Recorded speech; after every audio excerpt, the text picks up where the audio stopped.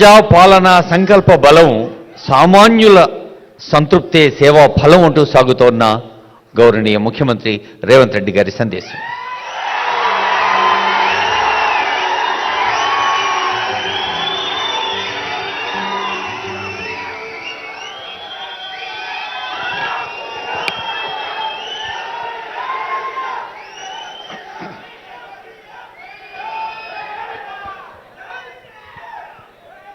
సభాధ్యక్షులు మంత్రివర్యులు శ్రీ జూపల్లి కృష్ణారావు గారు తెలంగాణ రాష్ట్ర ప్రభుత్వం తరఫున పద్మవిభూషణ్ పద్మశ్రీ అవార్డు గ్రహీతలను సన్మానించాలన్న ఆలోచన చేసి పెద్దలు వెంకయ్య నాయుడు గారితో మాట్లాడి ఈ సన్మాన కార్యక్రమాన్ని ఏర్పాటు చేయాలని ఆలోచన చేసి మా మంత్రివర్గ సహచరులతో ఉప ముఖ్యమంత్రి వర్యులు బట్టి విక్రమార్క గారితో మాట్లాడి రాష్ట్ర ప్రభుత్వం ఈ కార్యక్రమాన్ని ఏర్పాటు చేయడం జరిగింది. ఈ కార్యక్రమంలో ఉప ముఖ్యమంత్రి వర్యులు బట్టి విక్రమార్క గారు, R&B అండ్ సినిమాటోగ్రఫీ మంత్రివర్యులు కోమటిరెడ్డి వెంకటరెడ్డి గారు, రెవెన్యూ శాఖ మంత్రివర్యులు పొంగులేటి శ్రీనివాసరెడ్డి గారు, సభాధ్యక్షులు జూపల్లి కృష్ణారావు గారు ఈ కార్యక్రమంలో ముఖ్య అతిథులుగా పాల్గొని పద్మవిభూషణ్ అవార్డు గ్రహీతలు తెలుగు ప్రజలు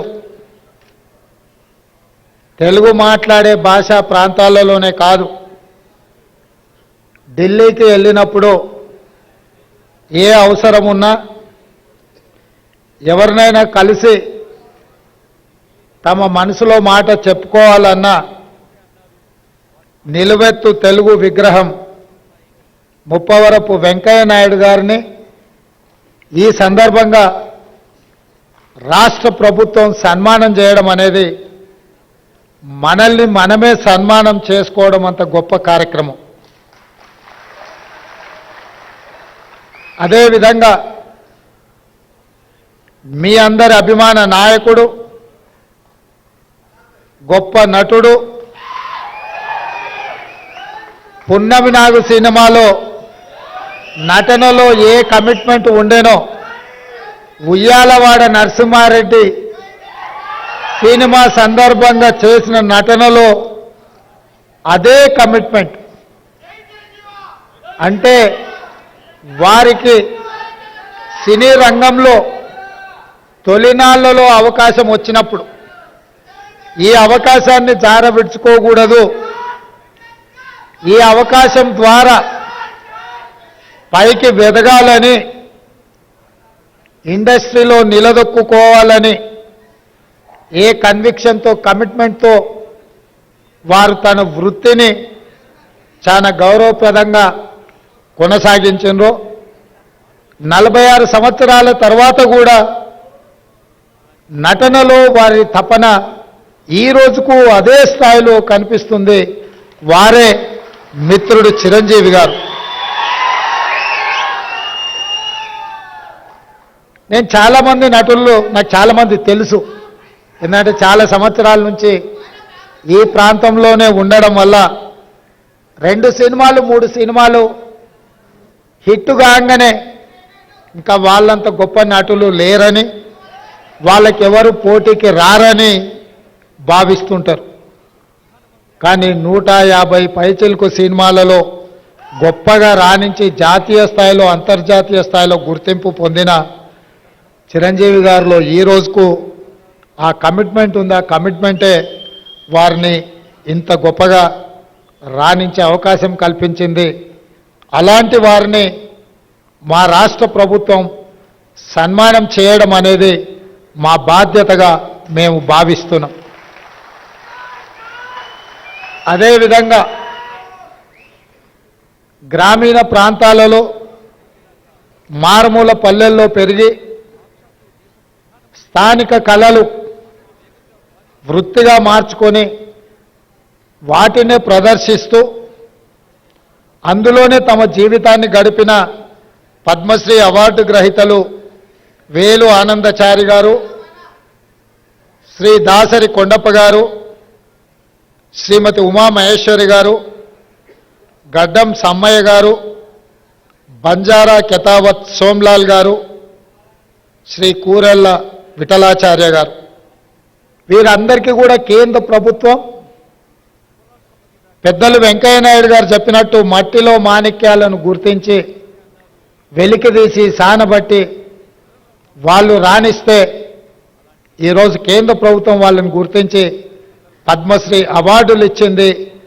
మన వాళ్ళను, మనలో ఒకరిని కేంద్ర ప్రభుత్వం గుర్తించి పద్మశ్రీ అవార్డులు ఇచ్చినప్పుడు మీ అందరి సమక్షంలో వాళ్ళని సన్మానం చేయడం రాష్ట్ర ప్రభుత్వం బాధ్యతగా భావించి ఈరోజు ఈ కార్యక్రమాన్ని ఏర్పాటు చేయడం జరిగింది. మిత్రులారా, ఈ కార్యక్రమం రాజకీయాలకు అతీతమైన కార్యక్రమం. ఈ కార్యక్రమం ఒక మంచి సాంప్రదాయాన్ని నెలకొల్పడానికి మా ప్రభుత్వం చేస్తున్న ప్రయత్నం. తెలుగువాడు ఎక్కడున్నా మనవాడే, ఏ ప్రాంతంలో ఉన్నా మనవాడే. ఈ దేశంలో హిందీ భాష తర్వాత అత్యధికంగా మాట్లాడుకునే భాష తెలుగు భాష. దేశంలో రెండవ భాష అత్యధికంగా మాట్లాడుకునే భాష తెలుగు భాష. ఇవాళ మన భాష అంతరించిపోతుందేమన్న అనుమానం వస్తున్న సందర్భం. మన కవులు, కళాకారులు గ్రామీణ ప్రాంతాలలో సాంప్రదాయబద్ధమైన ఈ వృత్తులను వదిలేస్తే చరిత్రలో కనుమరుగవుతుంది. ఇట్లాంటి కవులను, కళాకారులను, వివిధ రంగాలలో రాణించిన వాళ్లను రాష్ట్ర కేంద్ర ప్రభుత్వాలు గుర్తించి గౌరవించి వాళ్ళకి ఈ రకమైన అవార్డులు ఇవ్వాల్సిన బాధ్యత, ఆ సాంప్రదాయాన్ని కొనసాగించాల్సిన బాధ్యత ఎన్నికైన ప్రభుత్వాల మీద ఉన్నదని నేను భావిస్తూ ఈ సాంప్రదాయాన్ని కొనసాగించాలి. అందుకే ఎక్కువ సమయం తీసుకొని వారిని సన్మానం చేసినా దానికి అర్థం ఉండదని ప్రకటించిన ఎంబడే పెద్దలు వెంకయ్య నాయుడు గారిని చిరంజీవి గారితో మాట్లాడి ఈ కార్యక్రమాన్ని ఏర్పాటు చేసినాం. వెంకయ్య నాయుడు గారికి ఇతర కార్యక్రమాలు ఉండడం వల్ల ఉదయం 11 గంటలకే ఈ కార్యక్రమాన్ని చేపట్టాలని ఆలోచన చేసి మా అధికారులు చీఫ్ సెక్రటరీ గారితో, శాంతకుమారి గారితో, ఇతర అధికారులతో మాట్లాడితే, సార్ ఉదయం అంటే అభిమానులు రారేమో, అది మీరు శిల్పకళా వేదిక అంటున్నారు, అది నిండదేమో, కొద్దిమంది వస్తారేమో, ఎలా సార్ ఈ కార్యక్రమాన్ని నన్ను అడిగారు. నేను వారికి ఒక మాట చెప్పిన, వెంకయ్య గారి పేరు, చిరంజీవి గారి పేరు మన సన్మాన కార్యక్రమంలో పెడితే శిల్పకళా వేదిక నిండడానికి మనం ఎలాంటి శ్రమ పడాల్సిన పని లేదు, ఆందోళన పడాల్సిన పని లేదు. శిల్పకళా వేదిక నిండగా వారి అభిమానులు తప్పకుండా వస్తారు అని నేను వారికి చెప్పిన నా నమ్మకాన్ని నిలబెట్టినందుకు మిమ్మల్ని అందరినీ మనస్ఫూర్తిగా నేను మిమ్మల్ని అందరినీ అభినందిస్తున్నా. ఎందుకంటే ఈ కార్యక్రమాలు సాయంత్రం పూట పెట్టే కార్యక్రమాలు, కానీ ఉదయం 10 గంటలకే మీరందరూ వచ్చి ఈ కార్యక్రమాన్ని కల్లారా చూసి ఈ రాష్ట్ర ప్రభుత్వం చేపట్టిన కార్యక్రమాన్ని పెద్దలు వెంకయ్య నాయుడు గారు, చిరంజీవి గారు లాంటి వాళ్ళు పద్మశ్రీ అవార్డు గ్రహీతలు వారు మమ్మల్ని అభినందిస్తుంటే మా ప్రజాపాలనకు ఆశీర్వాదం పొందినట్టుగానే నేను భావిస్తున్నా. అదేవిధంగా ఒక మంచి సాంప్రదాయానికి పునాదులు వేయాలన్న మా ఆలోచనను మీరందరూ మనస్ఫూర్తిగా బలపరిచినందుకు మిమ్మల్ని అందరినీ కూడా నేను అభినందిస్తున్నా. ఈ కార్యక్రమంలో పద్మశ్రీ అవార్డు గ్రహీతలు కవులకు, కళాకారులకు జీవితంలో వయసు మీద పడ్డ తర్వాత వెనక్కి మళ్ళీ చూసుకుంటే చప్పట్లు, దుప్పట్లే మిగులుతున్నాయి తప్ప ఇంటి ఖర్చులకు కూడా వెళ్ళని అత్యంత దుర్భరమైన పరిస్థితులు గ్రామీణ ప్రాంతాల నుంచి వచ్చిన కవుల, కళాకారుల పరిస్థితి. అందుకే ఈ రాష్ట్ర ప్రభుత్వం ఆలోచన చేసి మా మంత్రివర్గ సహచరుల అనుమతితో ప్రతి ఒక్క పద్మశ్రీ అవార్డు గ్రహీతకు 25 లక్షల రూపాయల నగదు బహుమతిని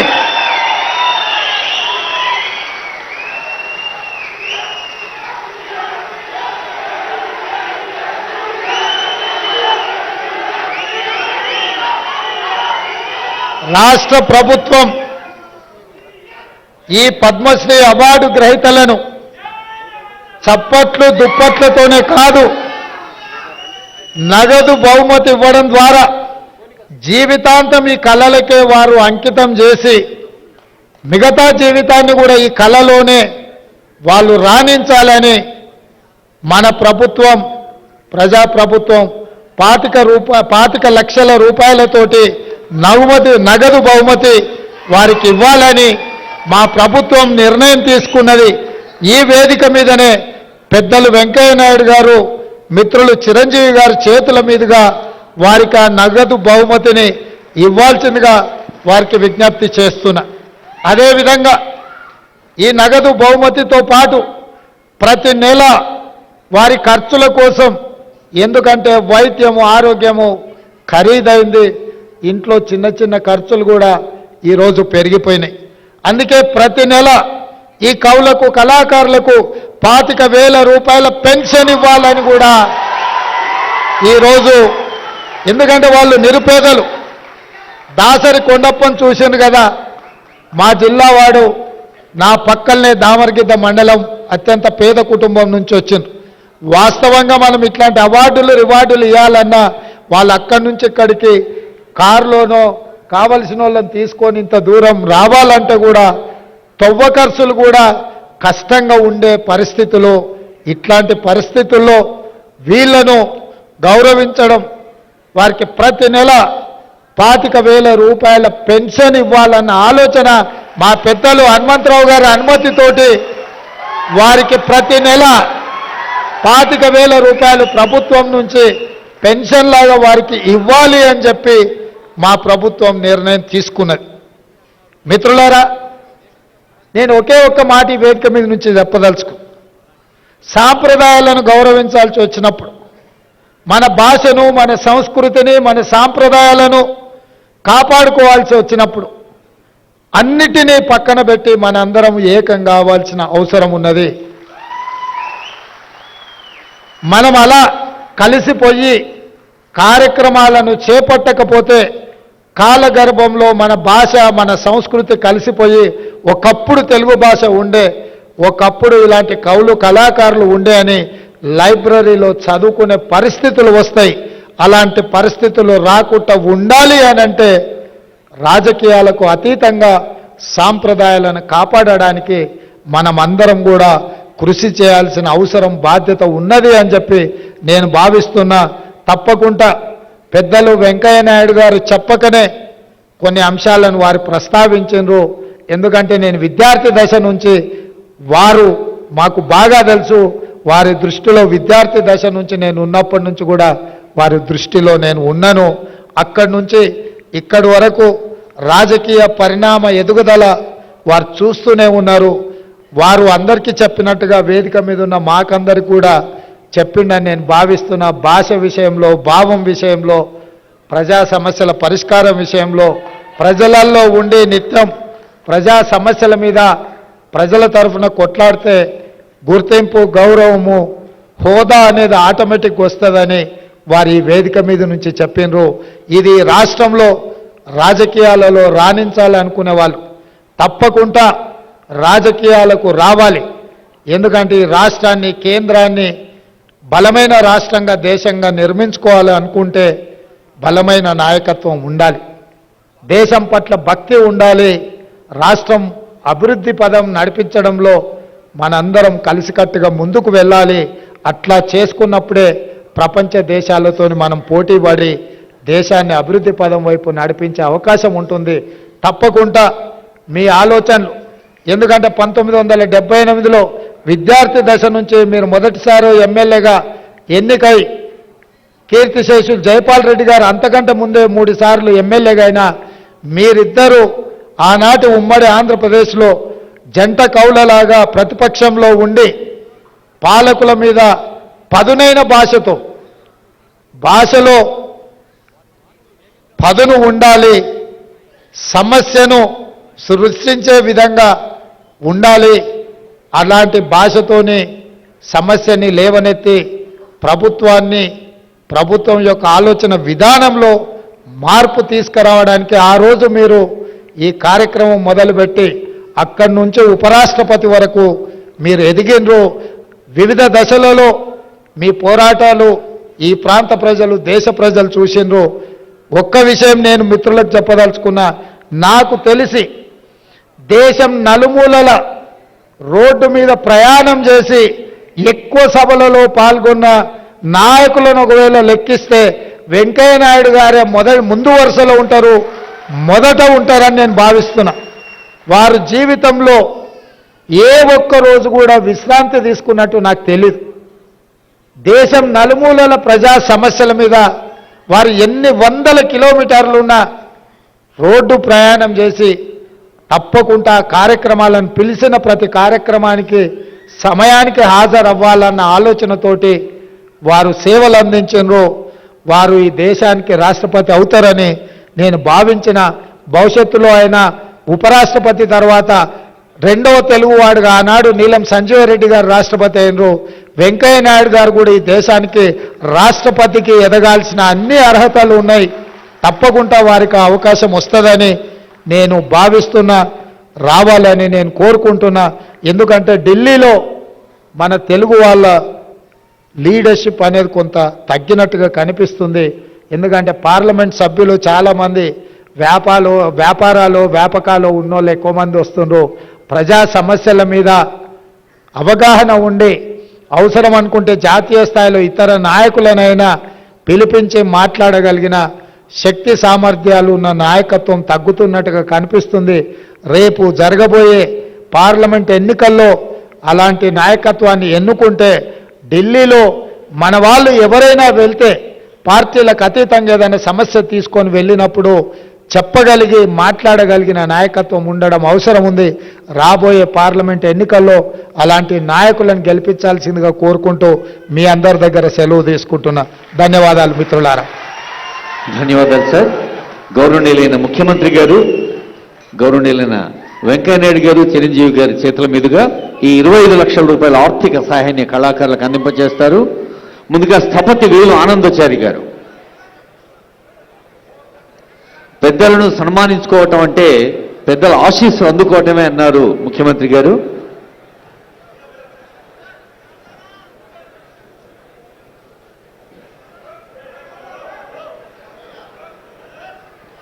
స్థపతి వేలు ఆనందాచారి గారు కళాకారుల్ని గౌరవించటమే లక్ష్యంగా అందించిన 25 లక్షలవి. దాసరి కొండప్ప గారు, ఇందాకే ముఖ్యమంత్రి గారు ప్రస్తావించారు మా ఊరికి పక్కనే ఉంటారని. నిజంగా దాసరి కొండప్ప గారు ఒక మానవీయ హృదయంతో స్పందించారు. ప్రయాణపు ఖర్చులు కూడా లేని కళాకారులు ఉంటారు. మరి కళాకారులకు సరి అయిన ఆదరణ అదే. తర్వాత ఉమామహేశ్వరి గారు.